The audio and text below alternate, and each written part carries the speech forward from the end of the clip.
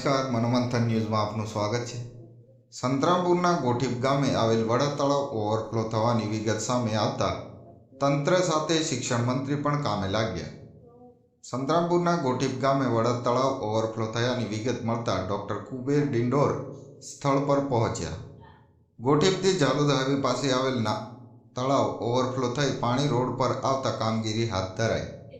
તળાવમાંથી પાણી ઓવરફ્લો થઈ ખેતરો તેમજ ગામમાં ઘૂસે તે પહેલા વહીવટી તંત્ર સાથે શિક્ષણ મંત્રી પણ કામે લાગ્યા। તળાવના પાણી રોડ પર આવી જતા વાહન ચાલકોને અડચણરૂપ બનતા તાત્કાલિક નીક બનાવી પાણીને કેનાલમાં વાળવામાં આવ્યું। શિક્ષણ મંત્રી ડોક્ટર કુબેર ડિંડોર ઘટનાની ગંભીરતા જોઈ સ્થળ પર પહોંચી જેસીબી દ્વારા પાણીને કેનાલમાં લઈ જવાયું। તાત્કાલિક જેસીબી દ્વારા પાળ કરી પાણીને રોડ પર જતું અટકાવવામાં અને વાહન વ્યવહાર ચાલુ કરાયો।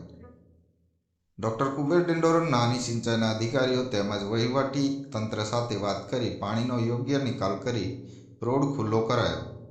ગોઠીપ ગામના ગ્રામજનો સહિત સમર્થકો પણ મંત્રી કુબેર ડિંડોર સાથે કામે લાગ્યા। ડોક્ટર કુબેર ડિંડોર નાની સિંચાઈ અધિકારીઓને તળાવના યોગ્ય સમારકામ માટે પણ સૂચના આપી। મનોમંથન ન્યૂઝ સંદીપ દેવાસી, મહીસાગર।